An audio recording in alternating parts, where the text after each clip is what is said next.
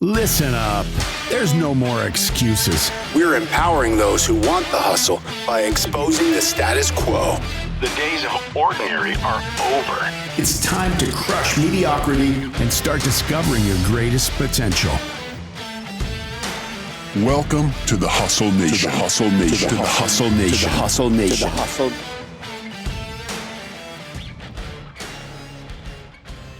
Welcome back to another episode of the Hustle Nation podcast. Today, as always, we've got a real treat. Mr. Jeremy Weber is in the house. Jeremy is founding member at Brand Builders Group. Jeremy, welcome to the show. Man, it's great to be with you guys. Thanks for having me. Yeah, Excited to have you. I'm trying to remember where we got connected, but I remembered coming across your website and your profile, saw the work that your company did, and I knew immediately we had to have you on the show. So thanks for being here. But tell us a little bit more about your journey and how you got to where you are now. Yeah, man, everybody's journey's a little different with lots of twists and turns. But just for a little bit of context, Brand Builders Group, we're a personal brand strategy firm, and we a group, kind of a founding group of us, started that company about 6 years ago. So we can talk more about what we do and kind of the last 6 years, but I'll throw it back maybe a little bit further than that for even more context on the journey. I started out as a nerd, right? I always like to say I studied computer science in school, and so grew up doing a lot of really technical things, like programming and database administration and all that kind of nerdy stuff, and which was awesome. I had a tremendous passion for technology, and that's actually right out of school. I was doing very technical things like I mentioned. But it's kind of interesting, early on in my career, I realized that I wasn't the nerdiest of nerds, right? Like there were people that were better at the programming, better at the really technical things, but I kind of had this unique ability that they didn't have, and that was kind of the ability to understand really complex technical topics and the deep technical things we were doing, but actually communicate them with non-technical people, right? And bridge that gap, which is often not the case for really technical people, as we all know. So that kind of sent me on this slightly different career path of doing more entrepreneurial things, but in a technical setting in the tech industry. And so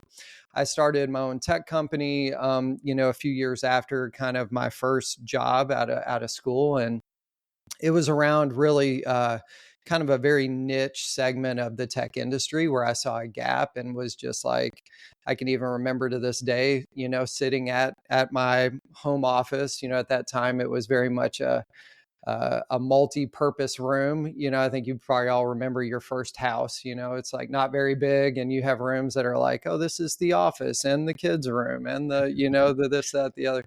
So I remember sitting there and was like, man, I have a choice, right? Like I see this opportunity, and I can try to go after it, or I cannot. And again, to this day, I always remember, like, I didn't want to be like, what if? I didn't want to look back 3, 4, 5 years from then and be like, man, what if I would have done that? So I was like, I'm going to do it. Right. And I went all in and really developed some software to kind of plug this gap in the market, and started kind of licensing it out. And that was really the beginning of kind of, again, my entrepreneurial journey of blending technical capabilities, but, just a passion around, sales, marketing, strategic positioning, and business growth, those types of things. And so that was exciting. That was, there's a lot of risks there, but there was ultimately a lot of reward. So I kind of licensed that tech out for a little bit until kind of the primary client of that software I had developed was interested in acquiring the technology.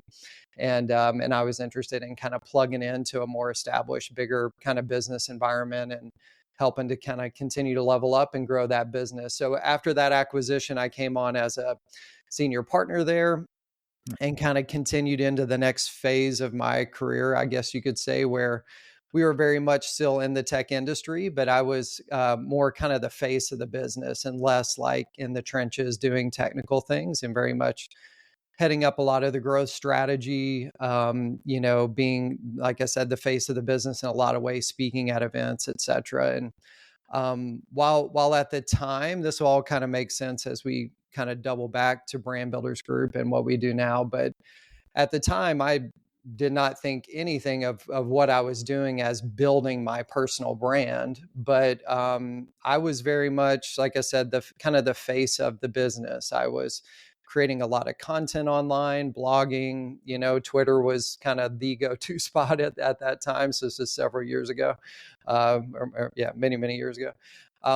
And speaking at big conferences, in San Diego at, events that had 16,000 people in the audience. So, I mean, some pretty big stages, and it was exciting.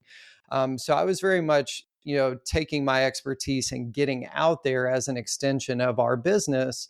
And that helped us broker new strategic partnerships, drive a lot of revenue growth, all these exciting things for the company. And so that journey lasted probably 6 or 7 years at that company. And it abruptly ended. I think we all have those, what I like to call inflection points along our career, where it's like, man, that was something happened there, believe in the universe or God or whatever it is, but something kind of intervened. And, oftentimes those things are painful, but I had a big intervention, and it was basically kind of a blow up with the other two partners, and kind of this idea that I was getting a little too big for my britches, per se. And it resulted in kind of an abrupt exit of that company. And at the time, it hurt, to be totally honest with you guys. It was total blindside, and it hurt. And there were lots of anger and emotions and all kinds of things. But that ultimately was a change that needed to happen, that I probably never would have had the courage to make myself, right? And that set me on a path of really starting to branch outside of technology and saying, like, look, tech is a big part of my DNA and what I love and am good at, but there's value I can bring to non-tech companies, and not just this company, right? And so that kind of set me on this path of advising multiple businesses. And there was like a little stint between that company and Brand Builders Group. And then ultimately I was part of the founding team that started Brand Builders Group, which is a personal brand strategy firm now. So I'll kind of pause there. There's maybe more things along that journey that you guys want to dive deeper into. And, obviously, exciting moments and more painful moments. But that's a little bit of the backstory on just kind of how I find myself, where I'm at now. At what point did you know there was a business to be built around building a personal brand or helping people build a personal brand? Yeah, I think that became really clear probably, about probably like more like 8 years ago, I would say. We started Brand Builders Group 6 years ago, but very much the strategies we use today to help clients build a more influential personal brand were not just created 6 years ago, right? We had been fine-tuning those strategies. Like I mentioned myself, I was modeling and doing a lot of these things of just how do you get out there more and take very clear positioning and messaging and amplify that by distributing through multiple channels as a thought leader, as an expert on whatever you do.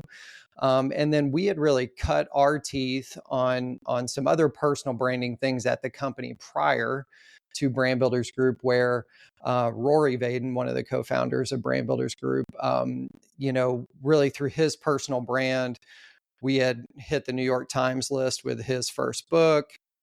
He's a Hall of Fame speaker. So some of these things that most people think are very personal branding-esque, I'm an author, I'm a speaker, right? Like we had really cut our teeth on how to do those things at a really high level as part of helping to grow the prior business. So we kind of learned a lot of lessons the hard way, but we're really using them as a growth strategy for that prior business, just like I did when I was, kind of a founder or like a partner in that tech company.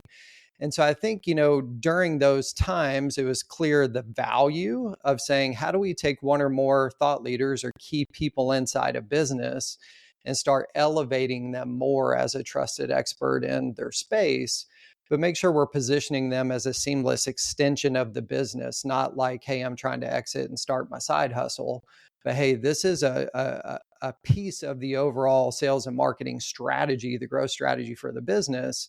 So we're branding and marketing the business, but we're also saying, man, we should do some special things for this one or two or X number of people, as kind of a complement to the overall sales and marketing plan for the business.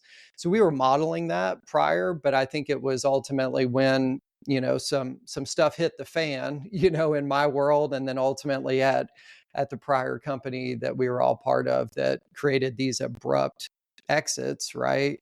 That we were like, man, we don't really just want to go back into, the sales or marketing world or whatever. It's like, how do we take our expertise, but package it in a little different type of business?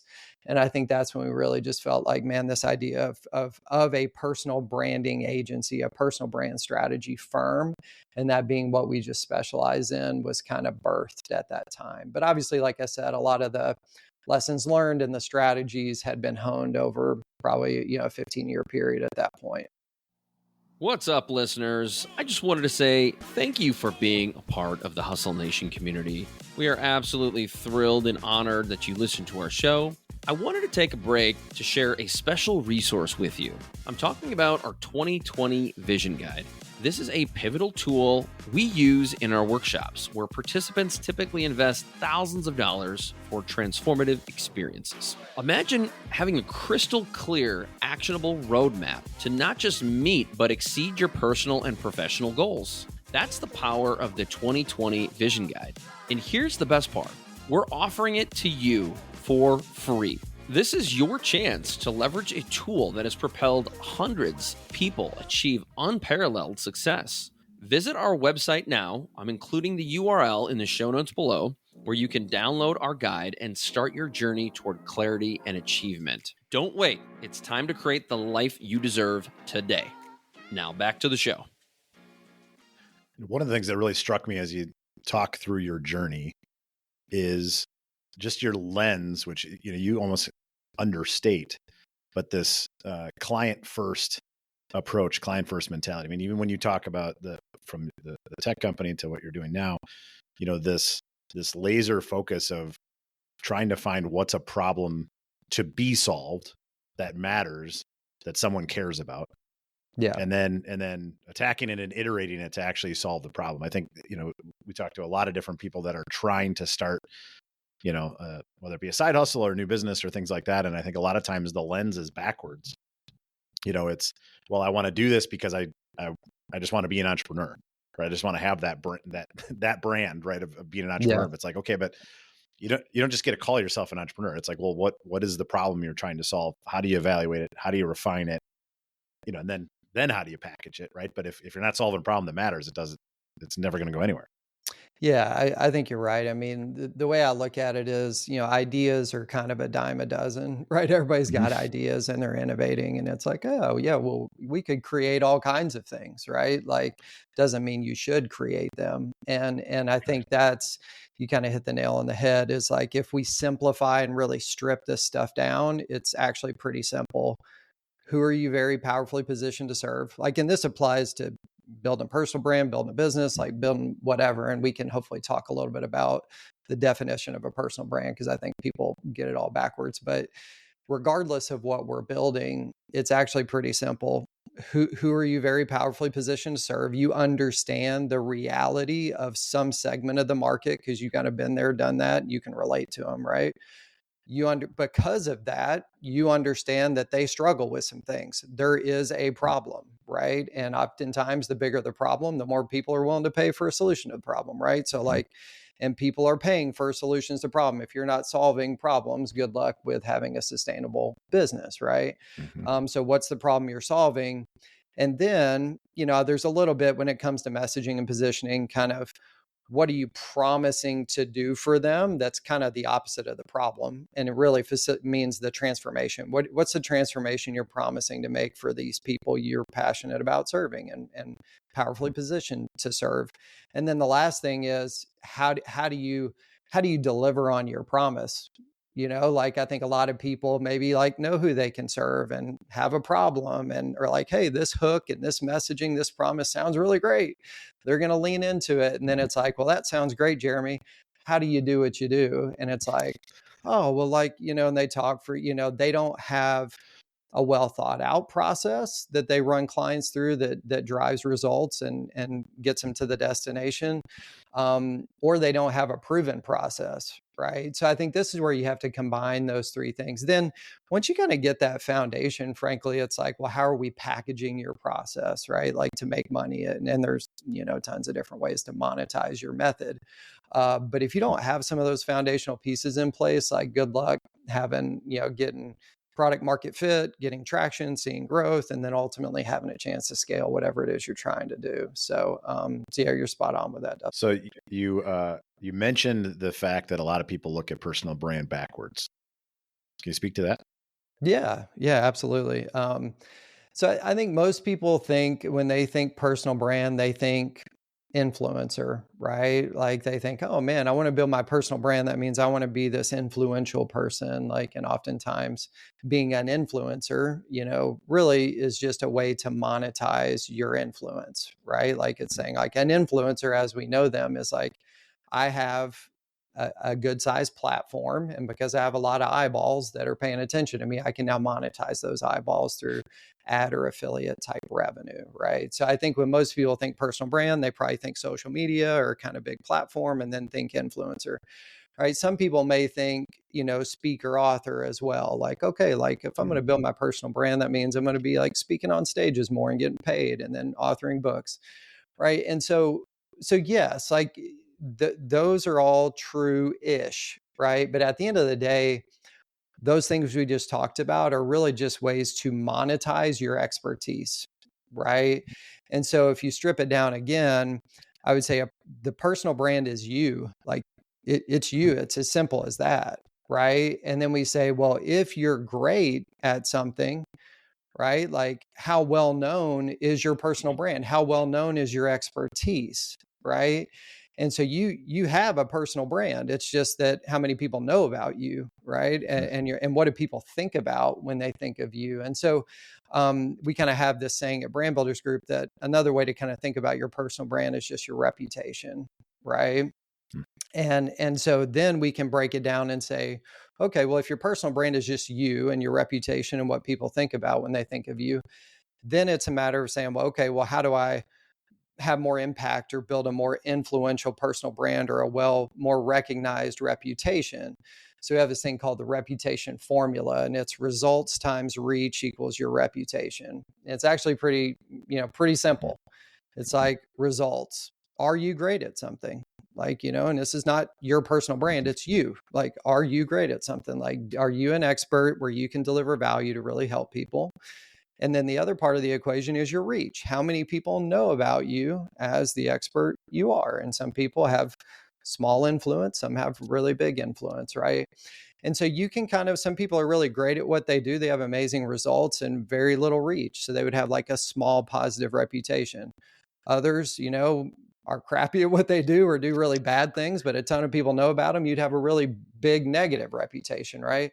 Our goal is to really help experts that are doing good things, like are good at what they do, can drive amazing positive results, ultimately expand their reach, right? So they can have an even bigger positive reputation and use that to drive growth of whatever business is behind them, right? Like we have clients, we probably have 2,500 clients, let's say, that we've served over the last 6 years. We have about 1,000 active clients right now we're working with. This is globally.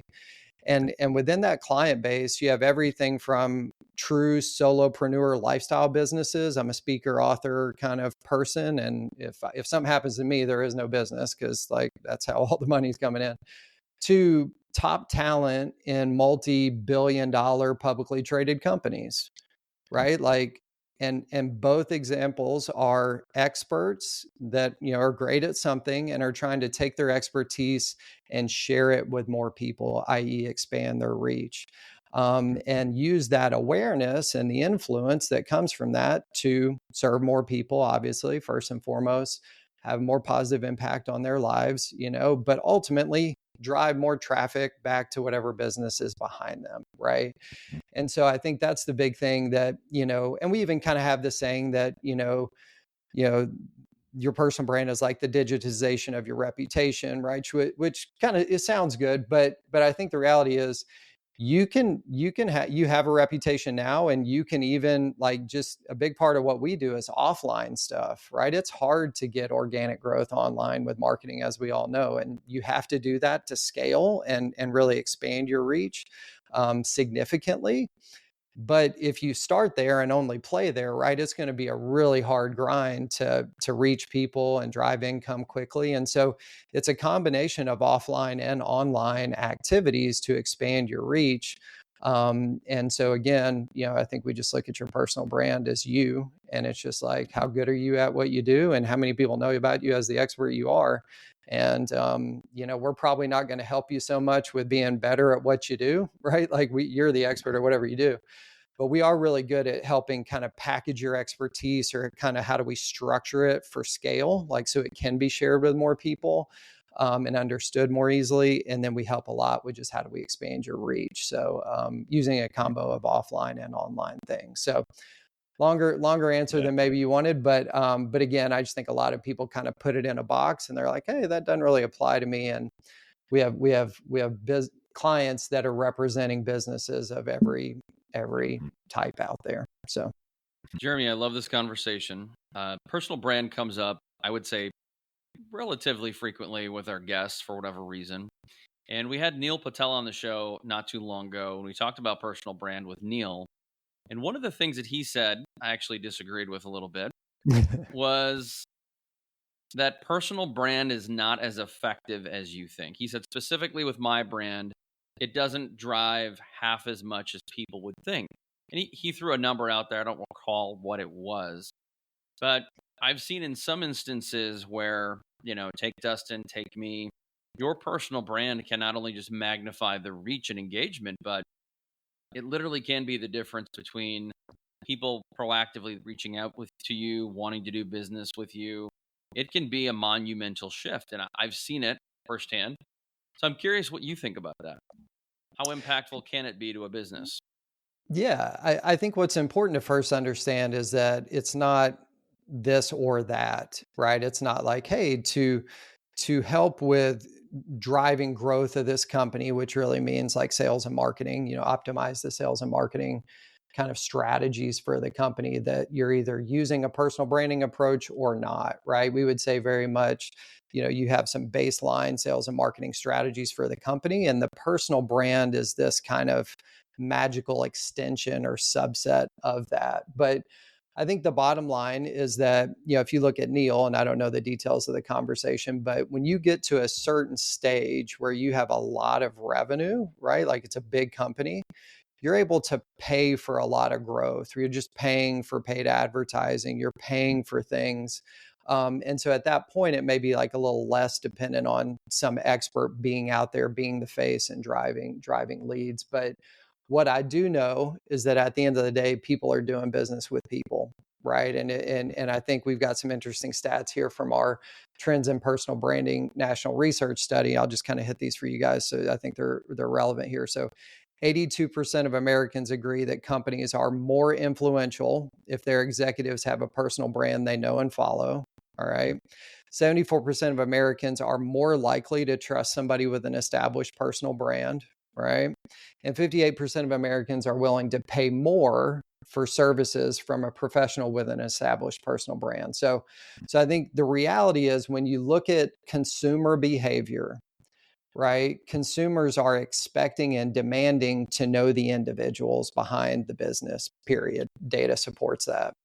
So I would say that at the end of the day, any smart business that wants a competitive edge is going to say, who are our most brilliant minds? And how do we make sure they are being known, liked, and trusted at scale by the people we care to be building trust with, right? That could be partners, that could be consumers, that could be internal employees if you have some giant company, right? So I think if you look, and so again, I can't speak to the specifics of Neil, but what I will tell you for Brand Builders Group is that, we have been able to, over time, over the 6-year period, start diversifying our traffic, where we get traffic from, where we get leads from, where some are self-generated, organic social, like, kind of some paid stuff, et cetera. But the overwhelming majority of leads that we get are from trusted experts. Rory Vaden is kind of the signature person that's kind of extending Brand Builders Group right now. But him being on stages, him writing books, him being out there in front of really other people's audiences, sharing insightful information, and then having clear calls to action to take the next step. And our affiliates, by the way, which are personal brands, well-known, influential people, right? So have been the overwhelming majority of where we've drove the most revenue growth for the company, right? So I think, again, consumers are telling us that, and this may not apply to every industry, but I actually think it does. Like, there's always a buyer on the other end, and the buyers want to know, like, okay, what's your product? What's your service? What's the company this lives within? But people do business with people at the end of the day. And the more they know, like, and trust who kind of they're going to be, who introduced them to the brand or who they're working with as part of doing business with you, that only helps build deeper relationships with people, to lower your initial customer acquisition costs and help with retention, right? So I think, it's ultimately a subset of the overall strategy, but I think it's the future, frankly, and companies that are shying away that, hey, it's too much risk for us just to kind of elevate somebody, they could leave or like whatever. It's like, well, you're just going to be left behind at some point, right? Because there's going to be more innovative, more open-minded companies that embrace this and actually see it as kind of, empowering their top talent versus suppressing them actually is going to help them not only retain their top talent, plus have a competitive edge in the marketplace, plus attract top talent from companies that are suppressing it, right? So I think it's tricky, but it is the future. And again, it's hard for me to directly kind of like, speak to the numbers with Neil, but I would say if you look at him, like, I know Neil and his different companies through Neil, right? Like, it's not like I came across his SEO tools or like, he was the tip of the spear.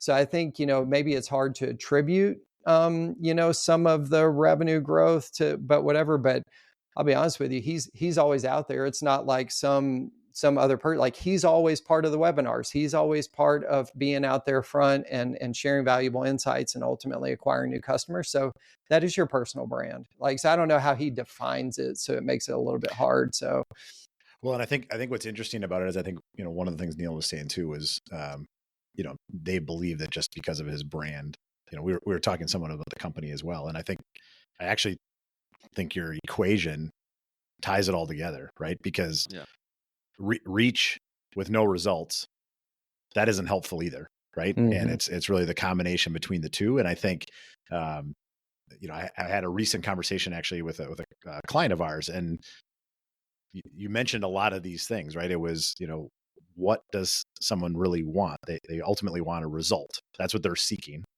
And the reason you want reach to lead to your reputation is because you can deliver that result. But how do you build that trust? And you build that trust through, what is the problem you solve? What are the expectations that you lay out? Proving that you have a process to do it again, proving that you've done it in the past. And I just think, I think a lot of times the genius is in the simplicity. And I look at just the results times the reach equals your reputation, to me, at least, really clarified a lot of things, because that is what it comes down to. And I like how even on the reach side, you're talking about broader than digital. I think a lot of times when people think of personal brand, they only think of their online personal brand. And we know that's not true when you really think through it. But I think a lot of times that's all people think as well. My personal brand is just what I post out there online, when in reality, you're walking down the street, you're going to a meeting this afternoon, you're talking on stage, you're going to a community event. Those all feed into your reputation. And if Chris and I were literally just having this conversation yesterday about, who you are online has to be genuine to who you are when they see on the street, because it gets called out really quickly if those aren't incongruent. Yeah, absolutely. And I think we have to deal with this a lot with new clients that we serve, and that because they may come in and be like, hey, I want to expand my influence. I want to expand my reach. And that means, what's my social media strategy and what's all this stuff? And we're like, okay, well, let's stop. Like, what kind of business are we trying to build, right? So it's like, yeah, we're doing this for a reason, right? Some people, there are the rare few that we cross paths with that are like, this is a true impact play. But the reality is they've made a boatload of money from something else. And so they don't have to stress over like driving revenue quickly. But that's the anomaly, right? So most people are like, I'm doing this to not only serve people, but make money, right? So we're like, well, what kind of business are we trying to build and grow on the back end? And then we say, okay, well, cool. Like, we're going to obviously use your personal brand and help you get out there and become more well known as an extension of the business to help grow it, right, and serve people. But then we say, well, what's the fastest way to reach people and drive leads? And again, this is all reverse engineering back into what we should focus on in the right sequence. And it's like, well, the fastest path to cash is not posting on social. So like the fastest path to cash is going to be outbound sales, right? Which is networking, knowing how to get referrals, knowing how to have good conversations.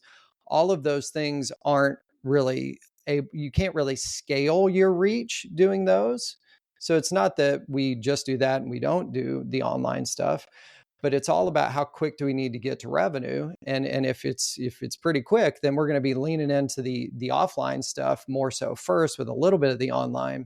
As you get traction, then kind of the percentages flip almost. Like you go to Anil, he's like, yeah, it's not worth my time to go network unless I'm in a room with a bunch of really influential people, right? Otherwise, he's on big stages or he's doing big online things because he's got that platform now to where he's doing mass market things, and it's more marketing and inbound versus outbound. But again, it's just like, it's not that one's right or wrong. It's what's right sequence. Something I think of is these big businesses, and maybe we'll take Dustin's business. You got a big insurance business, but there are a lot of them that won't and do not humanize their brand. It's just stock photos, it's generic content, it's cold, it's sterile.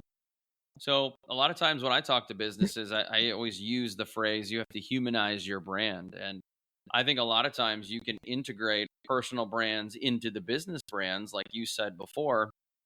And I just feel like that's so important, because when I look back and I think about the businesses that I have an affinity for personally, a lot of it has to do with a connection to the business, a connection to a person within the business. And some of it's that know, like, and trust factor. You see someone speak at a conference, or you go into a restaurant and you know the owner.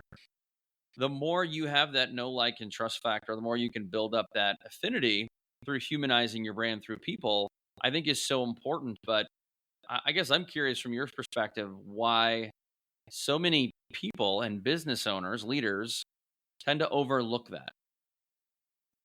Yeah, I mean, great question. And if you look at how I'll back into the answer. So if you look at how we segment the market, who we're most powerfully positioned to serve, it kind of aligns with where people most logically kind of think about personal branding and the application of it. So our ideal client would be very much that expert, the speaker, author, kind of influential type person. It's no brainer. We can just knock it out of the park for them. The next most ideal client would be kind of that small business owner. So it's like a whatever type of business that, hey, we're great at what we do, trying to make more people know about us to just grow the business. Okay, so how do we get you out there as the original founder?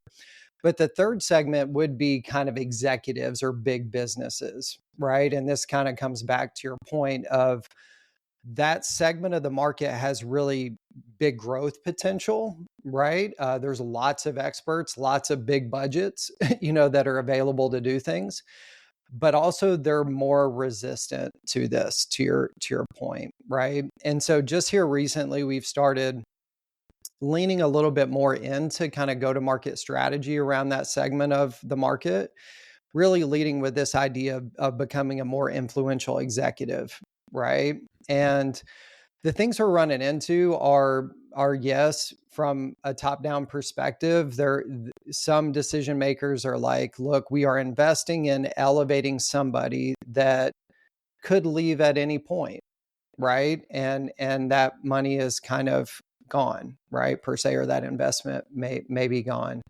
And so that would be probably the biggest thing we bump up again is like, do they see this as an investment in an individual that's really high risk?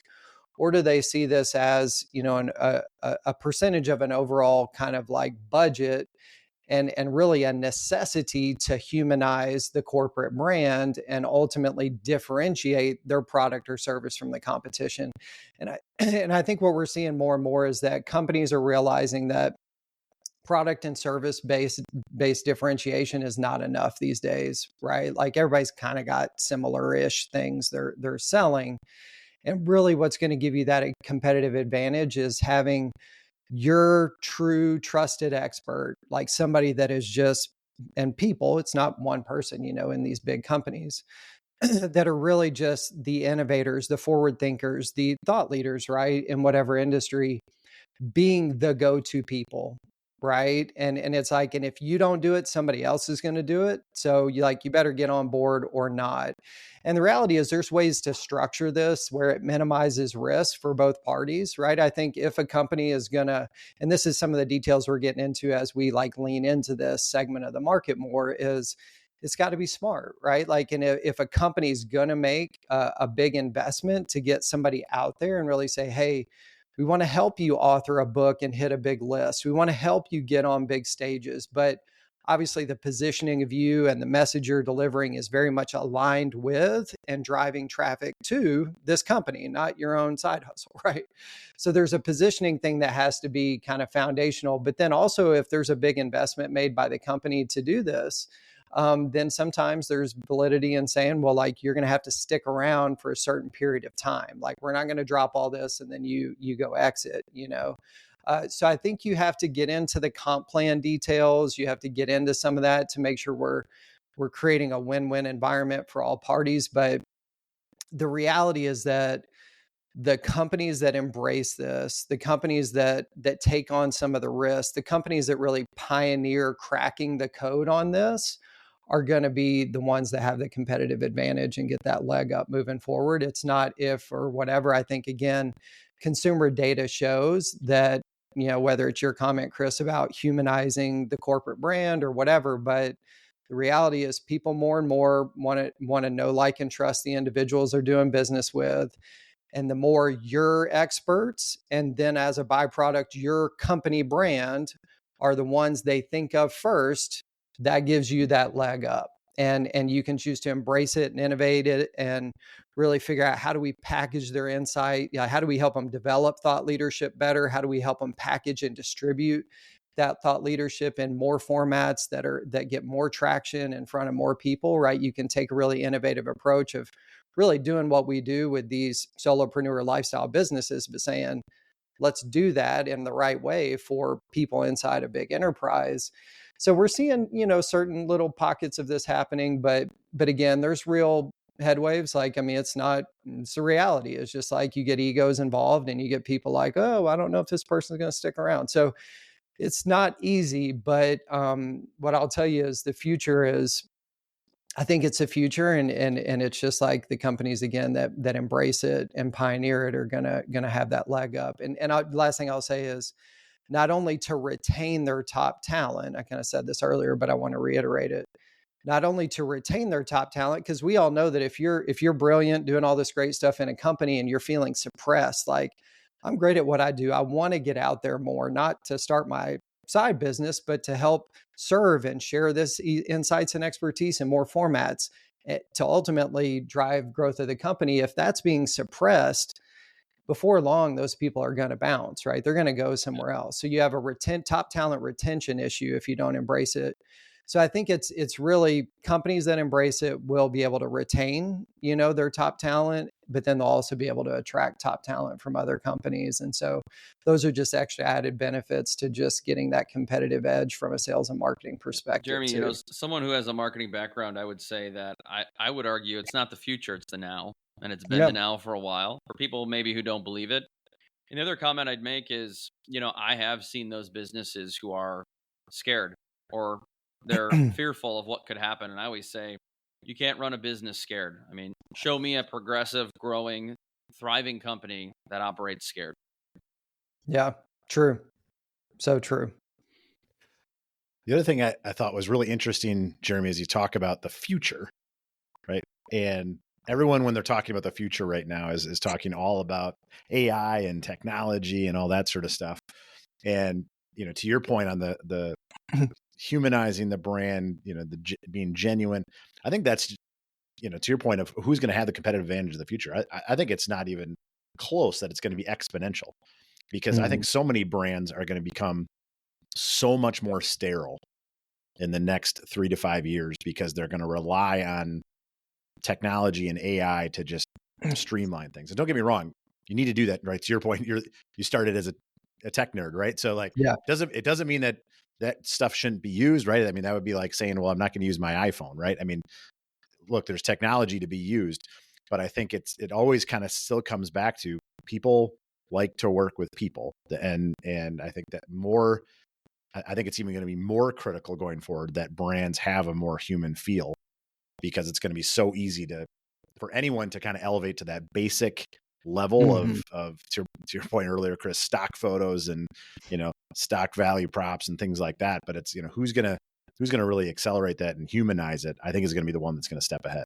Yeah. I mean, I look at, AI and all these emerging technologies as just being ways to do work more efficiently, right? Like, so yeah, certain things that took people can now be automated, and that's always been the case. So an AI is a huge disruptor and is going to accelerate a lot of things.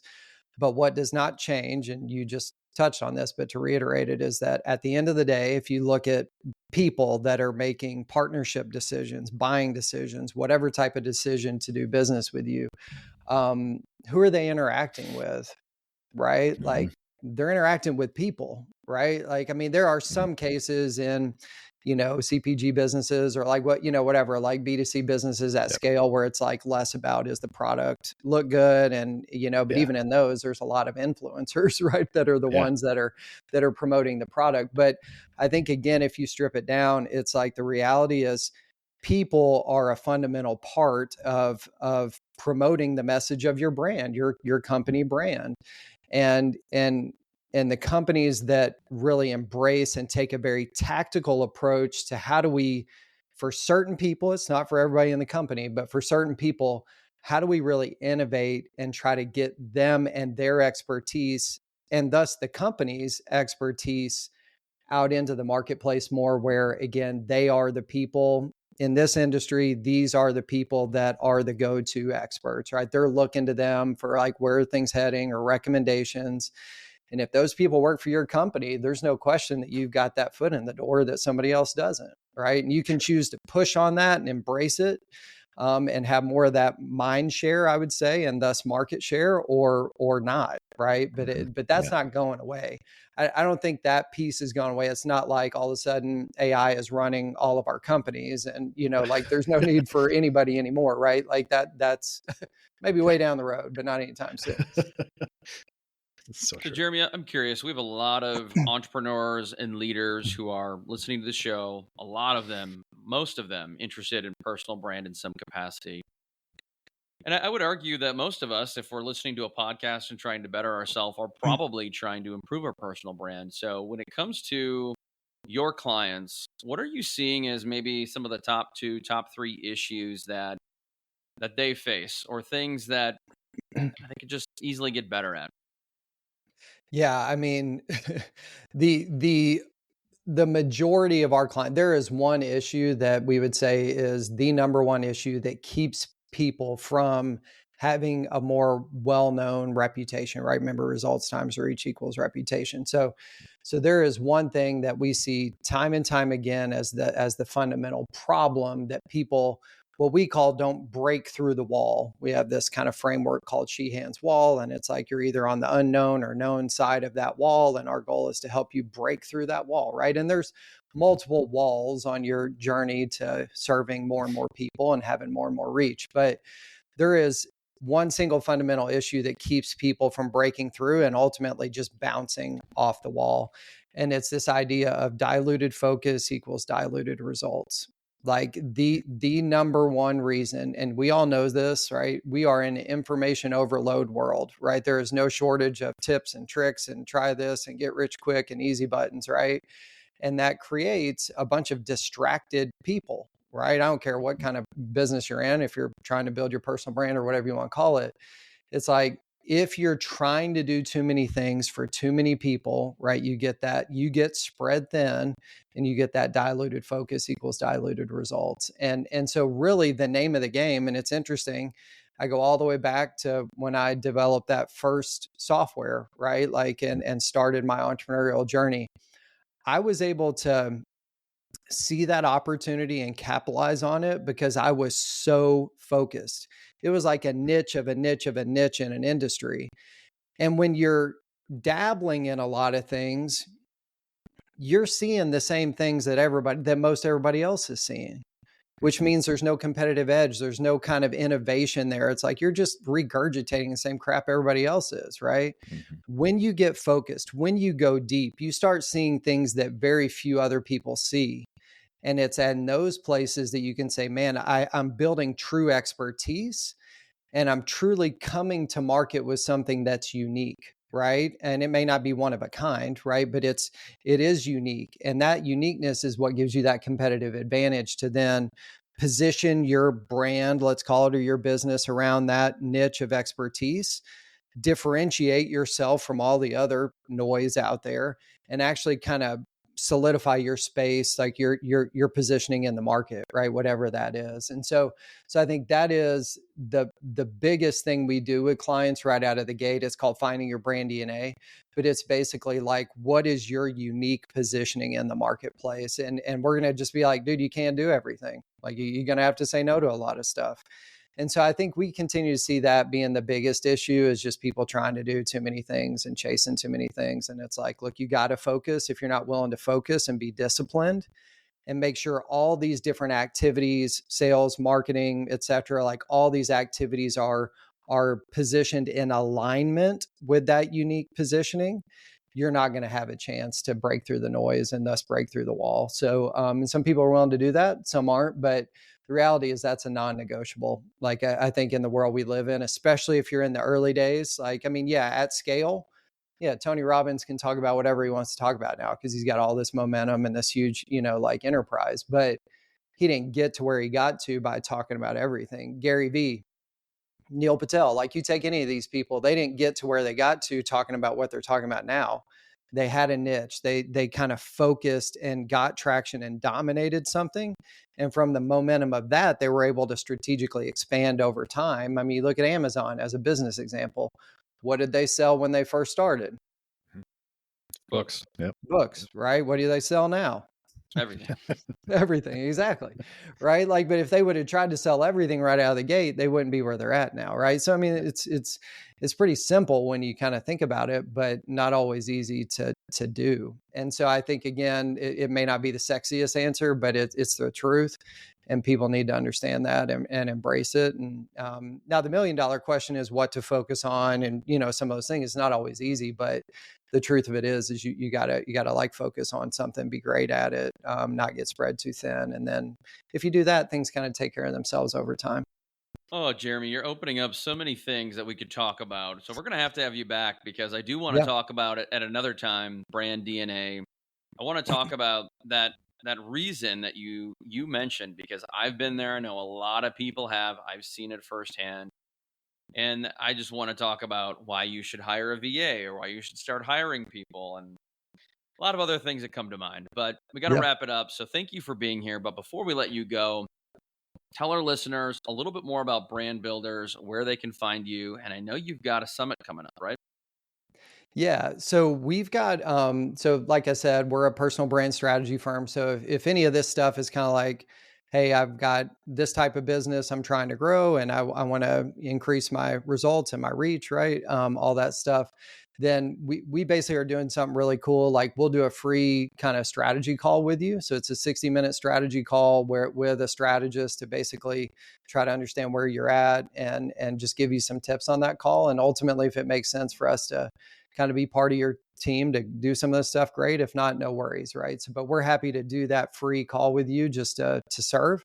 So that's available to your listeners. So I definitely want to let you guys know how to get that. So you just go to freebrandcall.com freebrandcall.com/JW. And maybe you guys can put that in the show notes or something, but freebrandcall.com/JW. And that's where you can just request that free brand strategy call. And again, our goal is to just kind of understand where you're at, what you're trying to do, and kind of figure out the right subset of our kind of process to share with you to deliver value on the call. And, we'll see where it goes from there. But yeah, that'd probably be the easiest next step. And then I'm out and the company's out in all the places you may consume content. So shouldn't be too hard to search and find us, but that's the logical next step if somebody wants to kind of lean into this a little bit more. Dude, you rock. Appreciate having you on the show. We will definitely have an episode number 2 because there's so much more to talk about. Jeremy, thank you to all the listeners. Thank you. If you haven't already, please do us a big, big, big favor and leave us a review. It only takes a couple seconds, but makes a big impact. Until next time, peace. Thank you for being part of the Hustle Nation. If you're serious about raising the bar in your personal and professional life and willing to go all in on your success, head over to hustleleaders.com. Here you can get access to our Hustle Productivity ebook, attend our Hustle Masterclass, or challenge yourself to the 30-day Hustle Challenge. Pairing these tools and training with the Hustle Nation podcast will help you advance to a whole new level. Until next time, stay hungry and inspire those around you to hustle.